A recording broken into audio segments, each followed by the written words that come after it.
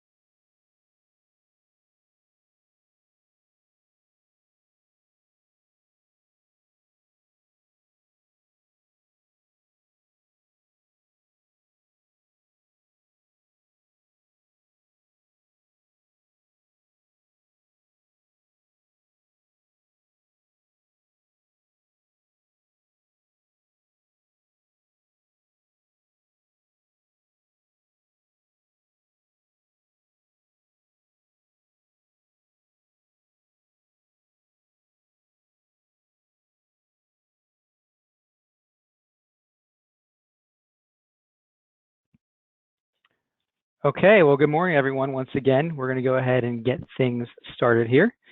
By way of quick introductions, my name is Stefan Knipp. I'm the sales director at Navia Benefits. I've been with Navia for just about 7 years now, and I am based in our headquarters in Seattle, Washington. With me this morning, I also have Tina Boyd. Tina is our general counsel. She's been with Navia a lot longer than I have, just about 14 years, and she also leads our compliance team. For our agenda this morning, we are going to cover the new HRAs that were released earlier this year. First being individual coverage HRAs, and the second one being the accepted benefit HRAs. Tina will also go through a comparison of these HRAs versus more traditional HRAs, as well as the HRAs that were released in 2016. Following that, we'll also do a Q&A. As you have questions throughout the presentation, feel free to ask those in the chat box. We'll monitor those and cover them at the end of the slides. So as many of you probably know, on June 13th of this year, the U.S. Departments of Health and Human Services, along with Labor and Treasury, issued final rulings allowing employers to offer 2 new types of HRAs, the first being the individual coverage HRA, commonly referred to as the HRA, and the second being the accepted benefit HRA, commonly referred to as the EBRA. So 2 new acronyms for you to remember going into the busiest time of the year here. The HRA is something that we're particularly excited about at Navia Benefits. This is the first time since ACA that an HRA plan has allowed individuals to go out and find individual coverage. So for instance, going to the exchange and then being able to be reimbursed for those products through an HRA plan. So we're really excited about those plans. And the second benefit that Tina is going to talk about is the EBRA. And this is an 1,800 maximum that allows employers to offer plans that are not integrated with other medical coverage. So with that, I will turn it over to Tina, and she'll speak in more detail about each of these options, and then we'll take a Q&A at the end here. Thank you, Stefan. I like how you made a point that I've been here a lot longer than you have. I think you said you were a sophomore in high school when I started here. Yeah. So we're really excited. Thanks for signing on to our webinar today. I'm going to go ahead and get started. We're going to discuss individual coverage HRAs, or as Stefan has called them, HRAs. So when is an HRA a good fit? So of course, this depends on the employer's objectives. The HRA is a good fit when the employer wants to offer something to part-time or seasonal employees not already offered traditional group health plan coverage. They want to offer another benefit other than the group health plan coverage to a different class of employees based off of job duties or title, or if they want to offer other coverage to employees in a separate line of business if that line of business fits a geographic rating area class.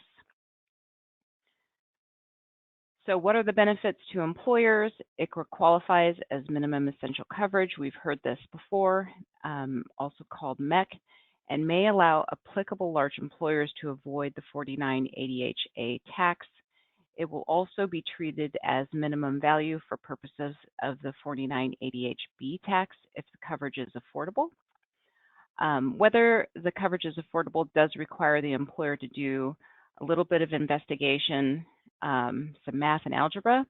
The coverage is affordable if, on a monthly basis, the difference between the HRA benefit and the premium for the lowest cost silver plan for self-only coverage is less than the applicable percentage, which is currently at 9.66% of the employee's household income. So to say that in short, generally, if the employee has to pay more than 9.66% of their household income towards the coverage, then the ICHRA may not be considered affordable. So for ICHRAs, what expenses are eligible? ICHRAs may reimburse the cost of individual health insurance, both purchased on and off the exchange, premiums for student health insurance, Medicare premiums, and out-of-pocket medical costs. All ICHRAs must satisfy 6 requirements. So those requirements are: employees must be enrolled in individual medical coverage to be eligible for the ICHRA. They must be enrolled in Medicare. The employer cannot offer traditional group health plan coverage to that same class of employees offered the ICHRA. The same terms and conditions must apply to all employees within a class, and we do see exceptions for age and family size. Employees must have the option to opt out annually. Employees must substantiate enrollment in individual medical coverage or Medicare annually and ongoing. And finally, employers must provide written notice 90 days before the plan year start date. So let's get into these requirements a little bit more. ICHRA rule number 1, you must be enrolled in individual medical coverage. So in order to actually be eligible for the ICHRA, the employee must be enrolled in qualifying individual medical coverage. This does require that employers will need to capture an attestation of or some other proof of enrollment before reporting eligibility. So typically for other group health plans or other HRAs, the employer would pull a census and simply send that census directly to Navia, and we would upload that into our systems. This ICHRA does require an additional step to capture attestation or proof of coverage before that census would be sent to Navia. So what coverage qualifies? Individual market medical coverage, exchange or otherwise, student health insurance coverage, Medicare Parts A, B, C, and D, and Medicare supplemental coverage. What coverages do not qualify? Coverage under the spouse's plan, short-term limited duration policies, shared ministry coverage, and TRICARE. ICHRA rule number 2, employees cannot be offered traditional group health plan coverage. So employers may not offer a choice between their group health plan coverage and the ICHRA. So any employer considering to offer an ICHRA to their employee base will have to think hard about what class of employees they would generally class out of their group health plan. Note that employers can still offer accepted benefits to those offered the ICHRA. In this case, FSA coverage is not considered group health plan coverage, so it doesn't violate the above rule, meaning that employers may not offer a choice between their group health plan, meaning the FSA, and the ICHRA. In this case, the FSA could be offered to any participant in the ICHRA, along with vision, dental, fixed indemnity, and those offered and fixed indemnity. Note also that the rules have provided for a salary reduction arrangement, meaning that employers may allow employees to use the Section 125 plan to pay a portion of premiums not covered by the ICHRA. Note, this is only for individual medical coverage purchased outside the exchange. So as you may recall, in the past, when the ACA was passed, there was a prohibition by the ACA for reimbursing exchange coverage through 125 plans. This ICHRA, the ICHRA rules are permitting employers to allow employees to pay a portion of their premiums through the 125 plan. From a process standpoint, it may be tricky because employers will probably have to pay that portion directly to carriers, which may not be ideal. But it's good to note that that is an option that employers can look into. ICHRA rule number 3, the same terms and conditions must be offered to those within a designated class. So within a designated class, you must offer the same maximum dollar amount, same terms and conditions. However, you can prorate amounts for mid-year enrollees. We do have some flexibility with respect to age and the number of dependents. So employers can vary benefit amounts for employees of different age. You do have a maximum 3-to-1 ratio rule. And as we've traditionally seen for other benefits, you can vary amounts based off of the number of dependents. So if the employer wanted to provide a certain ICHRA amount for single coverage and another amount for family coverage, that would be permissible. Interestingly, the rules also allow for different amounts to be offered for former employees, but it does have a caveat that it must be the same as the former group and cannot vary based off of compensation or age. So I'm not sure this is functionally going to be an option for employers because they still have to have the same benefits as the group that they were formerly in. And the rules also permit employees to choose between HSA-compatible ICHRAs and non-HSA-compatible ICHRAs.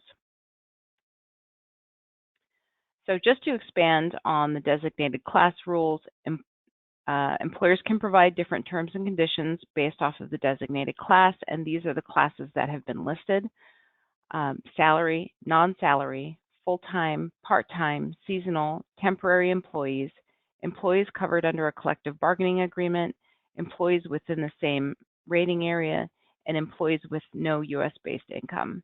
So what this is saying is that within potentially your salaried employees or your full-time or your part-time employees, you could have different terms and conditions or benefits within each one of those classes. And the rules do permit that you can combine some of these classes. So say you had a collective bargaining agreement in one geographic location, and that was a class that you wanted to provide specific benefits for, that would be permitted under these rules. Note, we do have some guardrails here. If the employer offers a group health plan, then minimum class size applies. And the next slide gets into this a little bit more. So under the ICHRA, you have a minimum class size if the employer offers a group health plan. So if the employer offers a group health plan to a portion of their employees, then on the first day of the plan year, if the employer has less than 100 employees, then the ICHRA class must be 10 employees. If you have 100 to 200 employees, then it's 10% of the number of employees on the first day of the plan year. And if you have more than 200 employees, then you must have at least 20 employees in the ICHRA. And it is based off of those offered, not actually enrolled. So you just have to ensure that you're actually offering employees, 10 employees or 10% or 20 employees coverage in the ICHRA. Now note, if the employer does not offer any other group health plan, then you do not have any minimum class size requirements. ICHRA rule number 4, you have the right to opt out annually. So employers must allow participants to opt out of future reimbursements at least annually. ICHRA coverage can cause individuals to be ineligible for the premium tax credit. So terminated employees must be permitted to permanently opt out, and waive future reimbursements from the ICHRA, and this is to allow employees to preserve PCT eligibility. Note that if they are opting out, the opt-out would apply to all eligible dependents. And I wanted to talk also a little bit about forfeiture. If individual medical coverage ceases, remaining amounts in the HRA must be forfeited.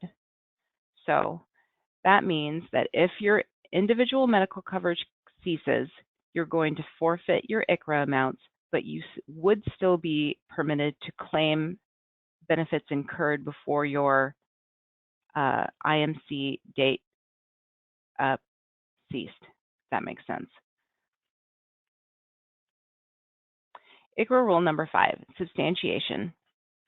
You must have reasonable procedures to verify enrollment for employees and dependents in individual medical coverage or Medicare. So this happens annually. As I stated before, we have an attestation readily available for employers to use, and this will be an ongoing requirement prior to each reimbursement.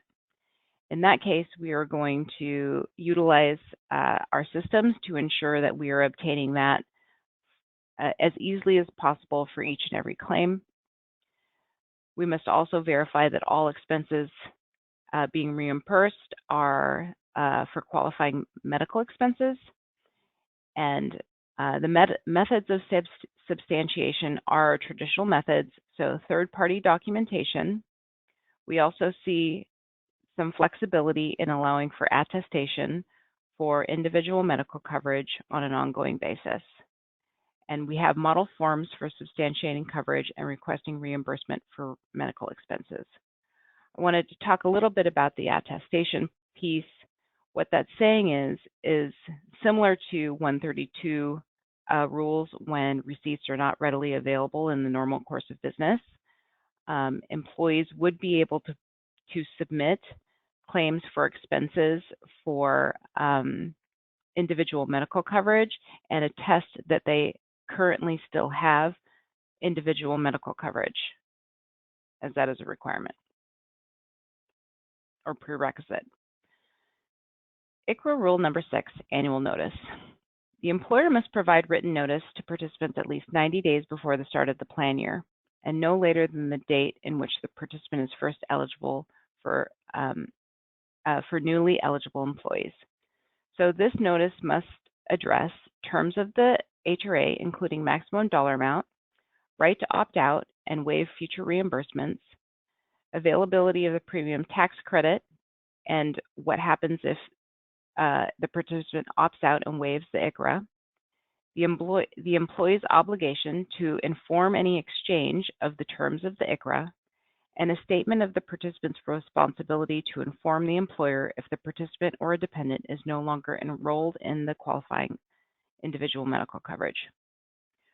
The agencies have produced a model notice, which we are not required to use, but we have reviewed.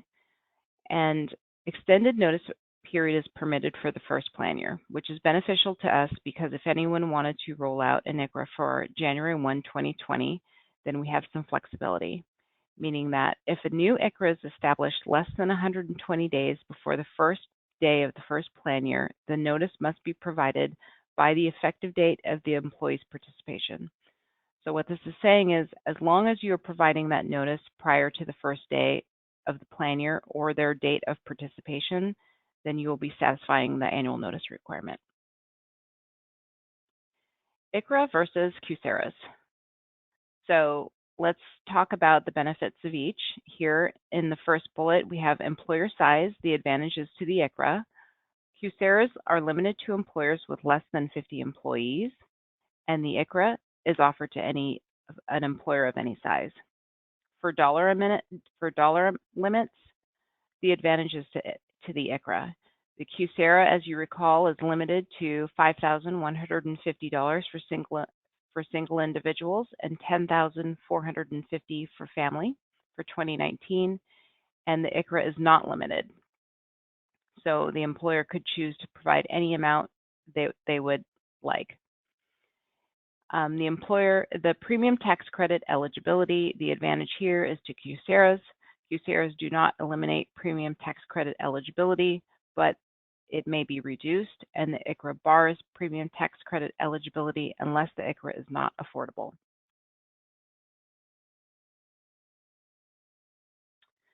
So ICHRA versus QSARA is continued.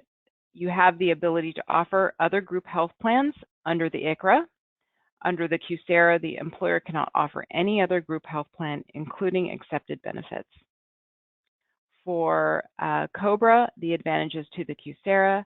QSARA is not subject to COBRA. The ICHRA is subject to COBRA. So let's go ahead and change gears and talk about the accepted benefit HRAs, or the $1,800 limit HRAs. So when is an EBRA a good fit? So this also depends on the employer's objectives. If the employer wanted to offer if the employer offers a traditional group health plan, but wanted to provide additional employer funds for healthcare expenses without needing to integrate, then the EBRA is a good fit. It is a better vehicle than healthcare flexible spending accounts if you wanted to provide dollar amounts above dollar for dollar matches or the $500 limit. And it is compatible with other account-based plans, so your HSAs, FSAs, HRAs.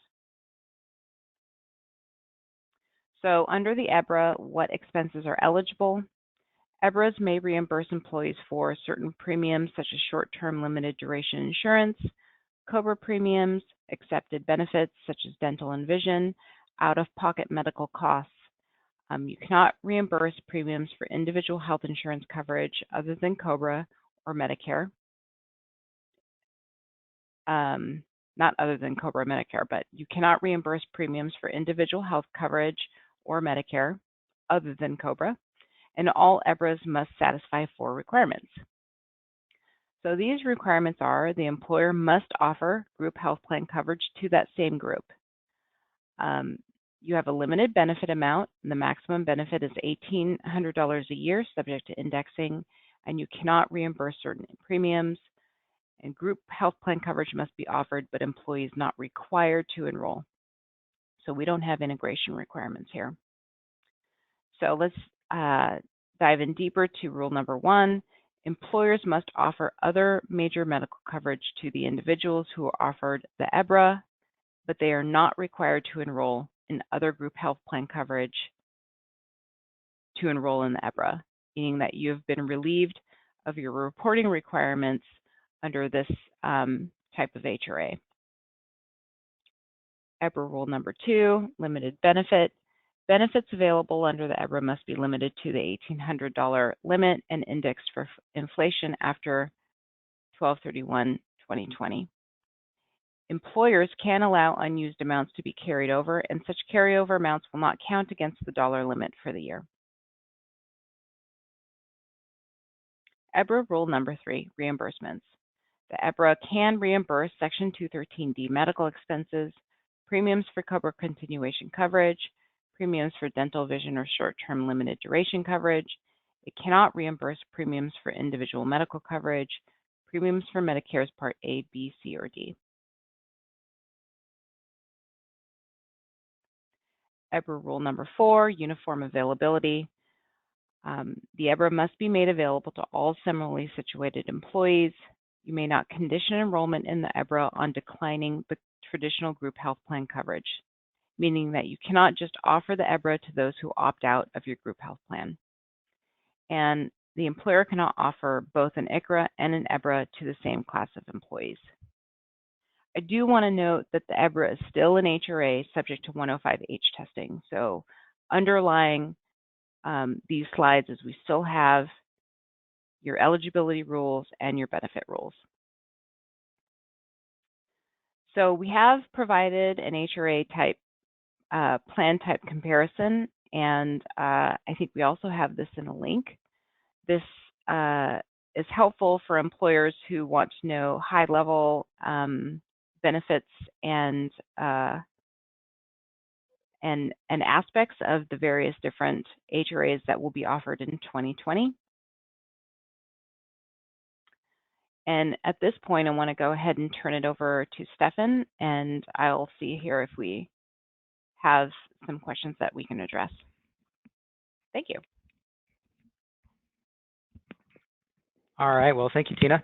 So just to wrap things up here, if you are interested in offering any of these benefits, either of these options for your clients, Navia has done a lot of groundwork from both our service team perspective and Tina's team on the compliance side. We are fully prepared to offer these beginning January 1st, 2020. If you have a current sales executive within your territory, feel free to reach out to them for more information on setting these plans up. If you do not know who your sales executive is, you can send us an email at sales@naviabenefits.com. That's sales@naviabenefits.com, or you can give us a call on our main line, which is 425-452-3498. That goes directly to the folks on my team. If you have a client that's maybe interested in setting up one of these plans but wants to self-administer, we can also create the plan documents for you. We charge a flat fee of $600 for that service. And then the last bullet here, if you want some additional information, that slide that Tina just showed with the HRA comparison chart, you can download that from our website. We'll hopefully be able to distribute this slide deck out to all attendees after the meeting this afternoon.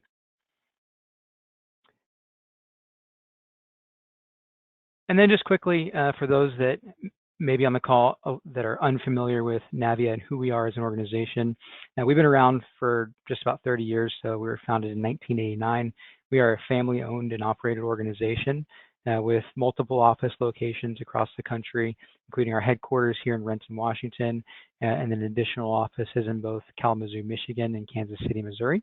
And in terms of our differentiators, we differentiate on two things: exceptional customer service, number one. So all customer service representatives are US based. We have HRA plan representatives who all they deal with is HRA plans. So they're very competent in answering HRA questions and processing the complexities of HRA claims. And then our technology is our second differentiator. So our HRA platform is built on proprietary system. We own it all the way through, and it allows us to make very easy updates and accommodate complex HRA plan designs. If you have clients that are looking at other services, we also offer flexible spending accounts, COBRA administration, health savings accounts, wellness reimbursement plans, and commuter benefits as well. And with that, I think we do have a few questions that have come in, so I will turn it over to Tina to address those.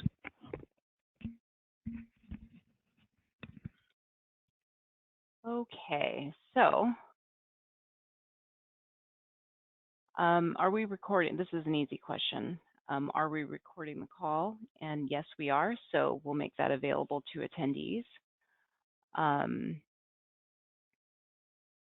Let's see, one of the other questions is, how does the EBRA not disqualify the HSA account? So I think the EBRA is still an HRA. I can dig into this further and send out a specific response to this when we send out the link to the slides and the audio recording. But the EBRA can be constructed so that it is either post-deductible or limited to dental and vision. Another question is, could the ICHRA be offered to employees who are located outside the service area of a group plan such as Kaiser? Yes, so we do have some rating area specifications, and that is going to depend on the ACA, but the rules do permit that you can offer the ICHRA to a geographic class. So if you have a class of employees that you would prefer to have the ICHRA versus your traditional group health plan, what we're seeing is this would be permissible. Another question here is, can you elaborate a bit regarding COBRA for the QSERA versus the ICHRA? So the ICHRA is a little bit tricky with respect to COBRA. COBRA applies to group health plans, and a plan that reimburses just premiums is not necessarily a group health plan. It's what those of you who've been around for a while, it's just a premium reimbursement plan. and those traditionally aren't COBRA qualifying plans. However, if you're coupling under your HRA reimbursement of 213D expenses as well as premiums, then your HRA is going to be subject to COBRA. So we are encouraging employers, well, not encouraging, but this is the way our plan documents have been drafted, that it is subject to COBRA, and that employees who have a COBRA qualifying event would be could be offered COBRA. Now note that there is some trickiness here. For instance, let's say somebody just stopped paying for their individual medical coverage. That itself is not a COBRA qualifying event. So therefore, you would not be offered COBRA for the HRA in that event. So it does still require some meshing from COBRA rules to see how it applies to HRAs. With respect to QSARAs simply just aren't subject to COBRA. Let's see. I have another question. If a family has health expenses that go beyond a deductible and HSA, are there ways to use these programs to give employees a way to have more pre-tax health funds? I think the question is, I think the answer generally is yes. If you've purchased your HSA HDHP coverage on the exchange or otherwise, remember it still has to be individual coverage insurance. It cannot be group health plan coverage. Then you could couple, for instance, the HRA with that coverage. You would have to ensure that the 213D portion of it would be limited to dental and vision. So it's all the same rules. We just have to fit them into these new rules. Let's see, we have another question. Can we get copies of the slides? Yes, we will. Is that 2 questions? In order for an employer, does there have to be employee-employer relationship in order to, oh, okay, this is a good question. Do you have to have an employee-employer relationship in order to offer one of these plans? Yes, these are still employer-offered benefits to employees. So for instance, if you had a board or self-employed or contract employees that don't satisfy your common law employee prerequisites, then those people should not be offered your HRA. So the final question I have is, what about deductibles? If an employee pays out to reach their deductible, could this HRA be used to reimburse that? And I think the answer is generally, it would probably be more of an EBRA. So meaning that you could couple the $1,800 HRA with somebody covered under this, and it could cover the deductible. I don't think I said it quite as well as I could, but the general question is, could this be used to cover deductible expenses? And the short answer is yes. And that's all we have. So we'll go ahead and prepare follow-up with links and slides and recording, and that's it. So thanks so much for your time today, and we have another webinar next week if you want to listen to this again. Thanks, everyone. Bye.